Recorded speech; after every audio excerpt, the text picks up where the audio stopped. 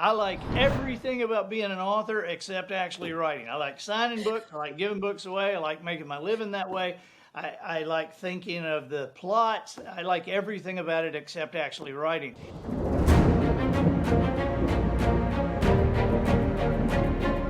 Hey, warriors, and welcome to the Wimp to Warrior podcast. And today is a very special day for me. I mean, it's like one of the most special days in my life. I am honored to have the one, the only Andy, no middle name, Andrews, with us today. Andy is, he is a New York Times bestselling author of, I'm going to say 20 plus books, and he can correct me, but he has written some books that have changed my life, truly changed my life, and changed the life of many people. He's I don't know whether to say he's famous or infamous, but one of the two. And Andy is with us today to talk to you warriors and how you can actually change your mind and go from being a wimp to the warrior. Welcome, Andy Andrews. Thank you so much. Louise, I am honored to be here with you. Well, how many books have you written, Andy? 26. 26. Well, you know what? I just picked up the stack that was close by me, and this was the stack that I don't know that I've read all 26, but I guarantee you I've read over 20. So let's just get right into it. The people who are listening to this podcast are wondering how they can, maybe they've wimped out, they wanted to achieve something, they wanted to become something, wanted to get rid of something. You know, we all have these goals and dreams, and, you know, this whole podcast is how you can do that. You can overcome. Right. And I've invited you here to talk about, well, Andy, you are Andy Andrews. You can talk about whatever.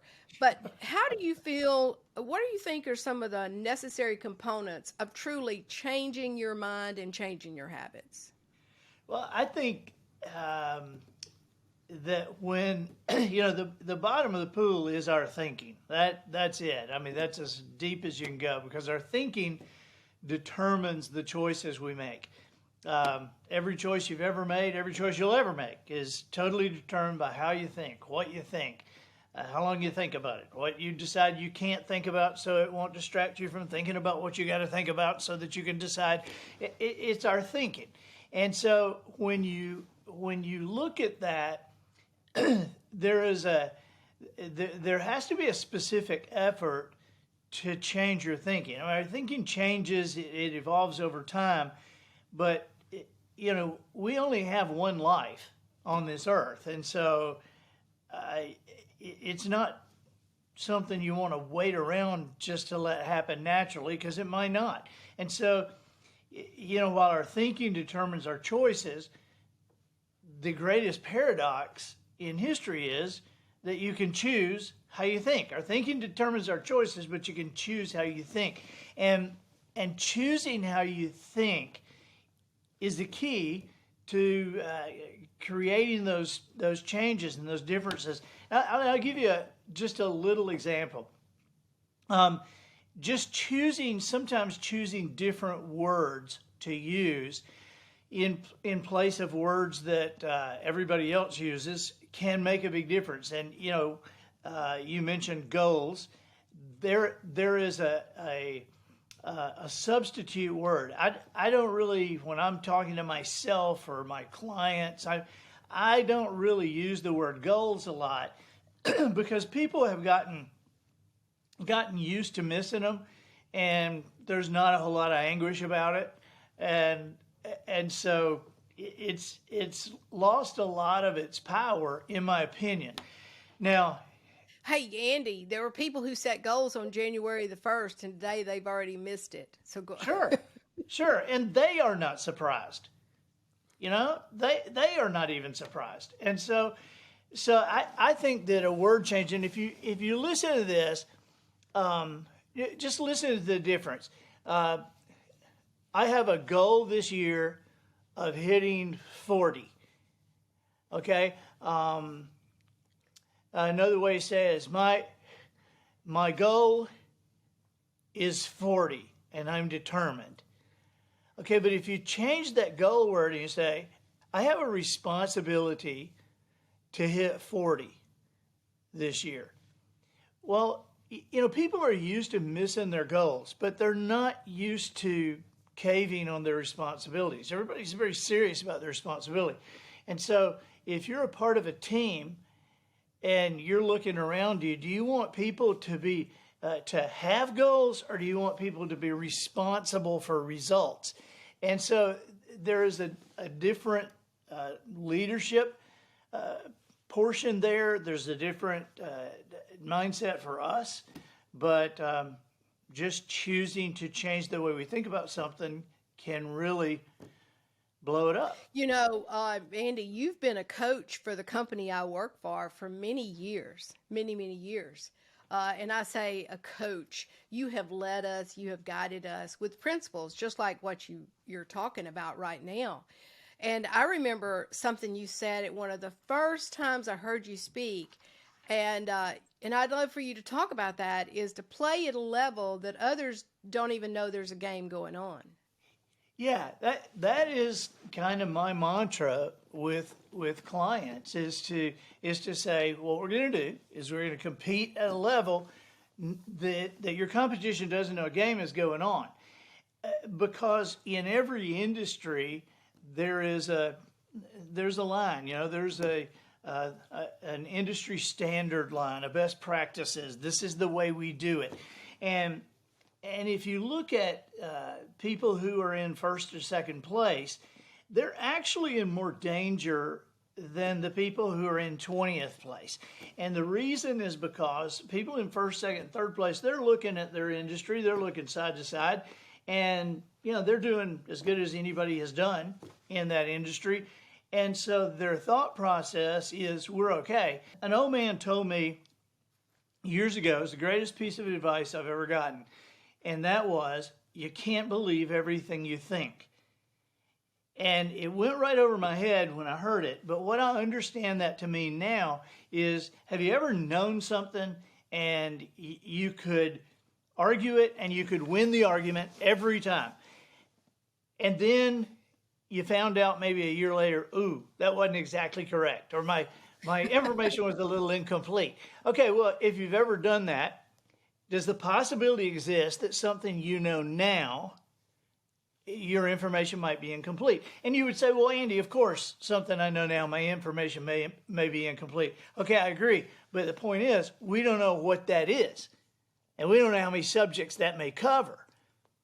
And so it turns out everybody, every company, every family, every town is wanting to reach their potential.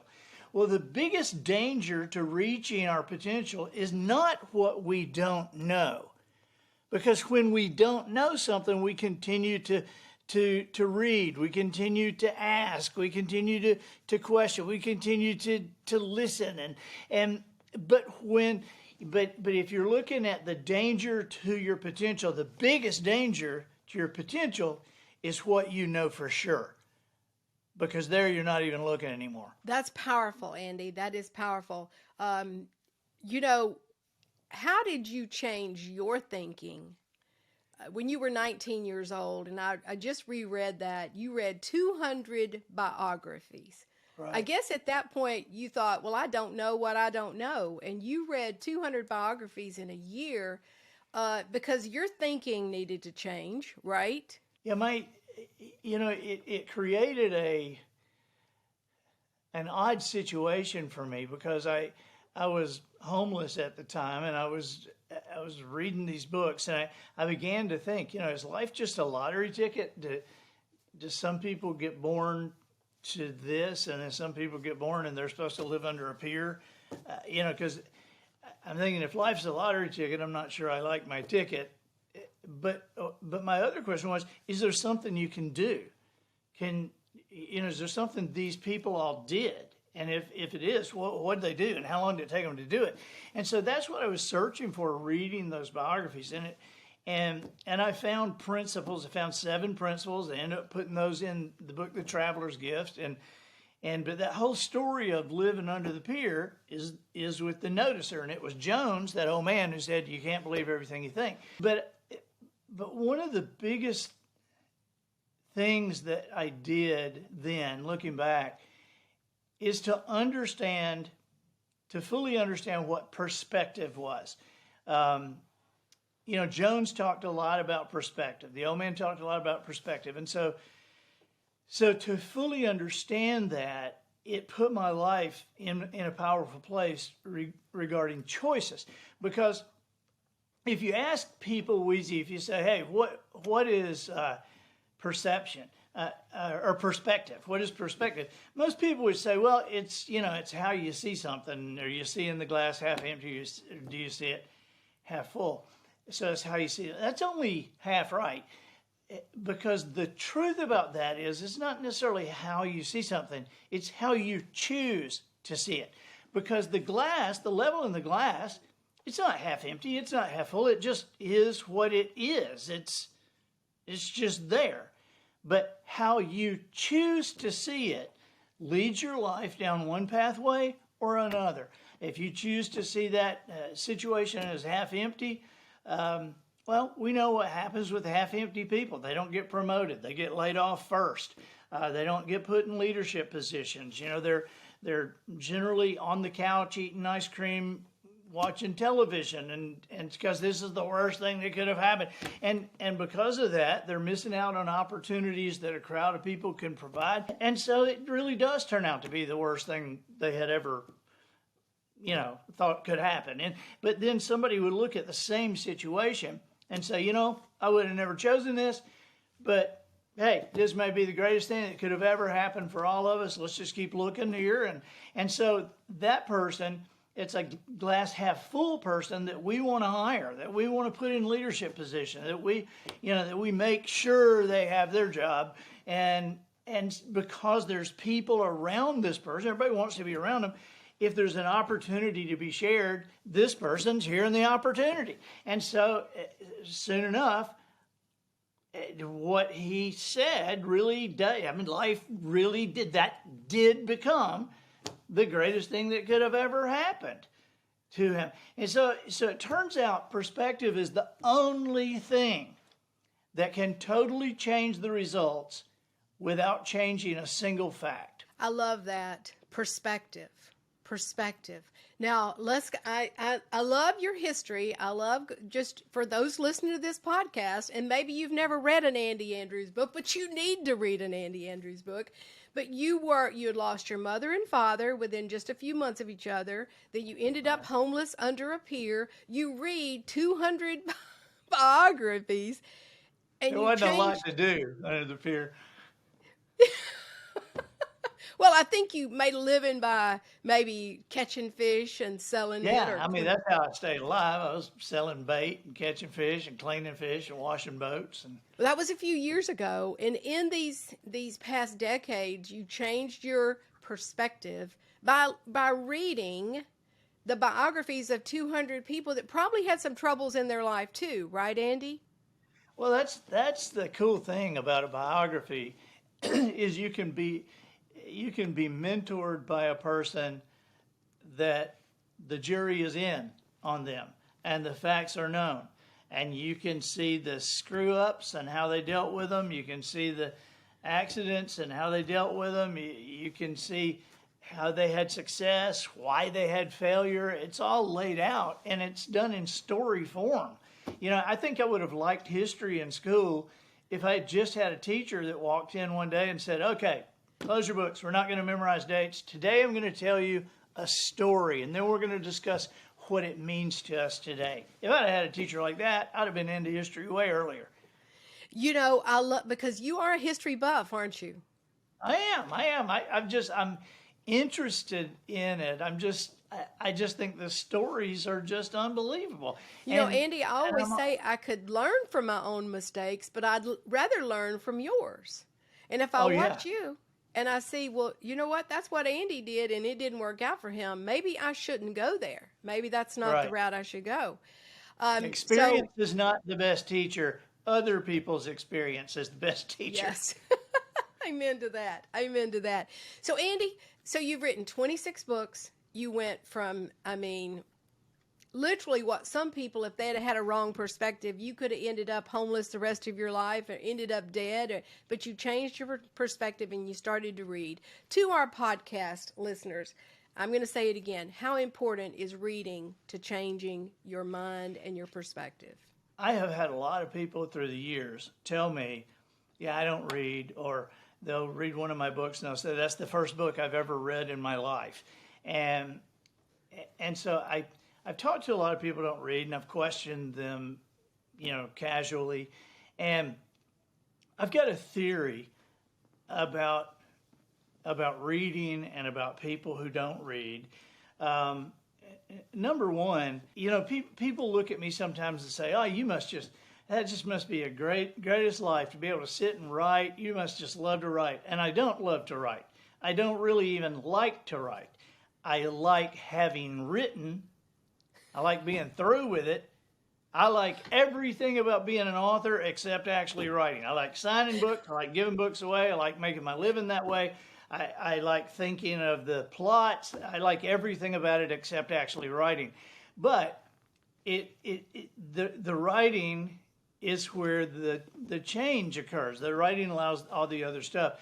And so with reading, if you look at the statistics about people who read make a lot more money than people who don't read. People who read have a lower divorce rate than people who don't read. People who read have fewer problems with their children. People who read get promoted at a higher rate. I mean, you could go on and on and on and on with the statistics that shows that people who read make greater advances and have more control over their life than people who don't. And so the question is not, do you want to read? The question is, do you want to make more money? Do you want to have more opportunities? Do you want to have greater success as a parent? Do you want to have greater success as a husband or wife? That's the question, not do you want to read. And then my theory about reading, Wheezy, is I like when I talk to people and they say, yeah, I don't like to read. I say, well, let me ask you this. Do you like to fish? And most times, somebody will say, no, not really. Really? You don't like to fish? No, not really. So you're telling me that you can stand on the end of the dock with a cane pole and a bobber in the water and have a 5-year-old beside you, and the 5-year-old says, oh, you're getting a bite. You're getting a bite. And then the cork goes under and the 5-year-old says, pull. You pull and that line's zipping through the water. And the kid says, get the net. It's huge. You're telling me you don't like that? And people will say, well, I like that. I like that part of it. It's the other part I don't like. Oh, so you don't like waiting? Well, yeah, I guess that's right. Okay, well, I don't like waiting either. And when I fish, I don't wait, because if we don't catch anything in 5 minutes, we're moving to another place. And see, the thing is, I don't think that you don't like reading either. I think you have been fooled. You fooled yourself into thinking you don't like to read because probably somebody made you read something in school and you didn't like it and couldn't keep your mind on it, and then somebody gave you another book and you couldn't keep your mind on that, and you just, after 2 or 3 books, you kind of decided, well, I just don't like to read. But see, that's not it, because I think I could show you that you do like to read. Have you ever read something and laughed out loud right by yourself? Have you ever read something that made you cry? Have you ever read something that you sent to every person on your email list? They had to read it right then. Then you ask them, did you get that? So you're telling me you don't like to read? No, you like to read. What has confused you is you, somewhere in the past, read boring stuff. And I don't like to read boring stuff either. And so what you need to do is find a book that's fun. Find a book that you like to read. Find a story. And because it's not that you don't like to read, it's like you just read boring stuff and kind of thought that was what it was all about. But you can tear up a book. It's just a book. It's not the book that's worth $20. It's the content. And so you can tear a couple of pages out, keep them in your back pocket when you're in line for something, which God knows we all are lately. But you can read that little part. You can, when you're waiting to pick up your kids at school, you can read another couple of pages. And I mean, tear it up if it's easier to carry, but you do want to read. And so find some author that doesn't bore you to tears. Okay, so I have a suggestion right here. That would be Andy Andrews. You can find his books wherever books are sold, Amazon. The Traveler's Gift would be a wonderful book. If you haven't read a book since you got out of college or left high school, read The Traveler's Gift. That's a powerful get book. them if you want to, get them at andyandrews.com and I'll sign them for you. Oh, okay. Okay, listeners, you just heard it, andyandrews.com, and you'll have an autographed copy of one of the most famous authors in the world, Andy Andrews. Andy, you just made a great case for reading, and I've always said, and this used to be a commercial, reading is fundamental, and I do think it is fundamental if you want to change your life, because to change your life, you've got to change your mind, and to change your mind, you've got to change your brain. Your brain, as you've said, we get into these loops, and we're thinking the same way. I just drew the wrong card in life. I'll never get ahead. I'll never be able to lose weight, make money, do good in sales, get a good job. You got to change your mind. And as you said very well, perspective. There's been one of your books, and you've done a lot of work with the military, Andy, and you've done some powerful work of helping with the military. And just tell us a little bit about this and about your books that you're putting with the VA and how they're helping veterans.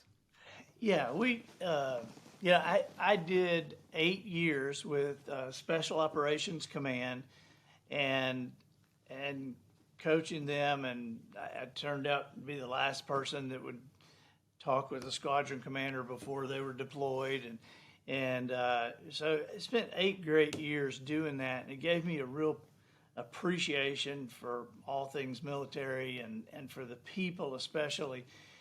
And so at some point, maybe about a year ago, the VA in Washington, D.C. called and they said, hey, we regularly give books to the veterans, to their families, to our employees, and yours have been included, and we've started having people asking specifically for your books. And so we were calling to see if there's some way some could be donated. And I said, yeah, sure, absolutely. But what do you need? And they said 10,000. And I was like, oh God, I don't know about that. But and we gave as many as we could. But then, of course, the first call I made was to you. I said, hey, American Warrior Initiative. And we've had a lot of people that have gone in, and we actually over the holidays hit that goal. We went past 10,000 books, and so we're gonna reset and keep going because we love doing this. They love getting them. There's 20 million veterans, alive in America right now, and so we want to include them. And you can go on andyandrews.com, and you can see there. You can just add a book to your to your purchase, and what it is for $10, a $10 donation, that takes care of the shipping, the handling, and a hardback book, a very nice hardback book. And so you can do that on the site and add it to an order, or you can just do that. One of the things I say as a CEO of the American Warrior Initiative is none of us can do everything, but all of us can do one thing. And today, those of you who are listening, that's one thing you can do is go make a donation, and there's another veteran that gets a book. I do believe books change our lives, and over the years, yours being some of the greatest books. And I will say this, and I'm not sure it's on all of your books, Andy, but when I listen to you on Audible, it's like Andy's in the car with me. And so, do you do the Audible on everything? Yep, every one of my books, I'm doing it. So And so do they're the going to hear that voices. great Southern voice in every book. I do the voices and everything.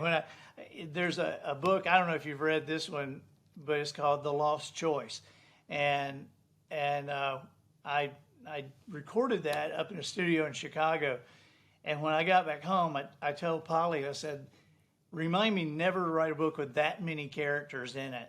Because it was, we were scrambling all over the world in this book, and I had all these different accents, different people, and sometimes the engineer would go, "Hey, that girl is sounding like that old lady." As you need to say, oh, "Okay." Well, your books are fun, but they're educational, they're inspirational, they're motivational. But as Andy has said, if you want to not reach your goals, but actually fulfill your responsibilities, I love that, Andy. You've got, we've set out responsibilities for the year. What are you, two questions. What are you reading right now? And number two, what's your favorite book of all time? Right now,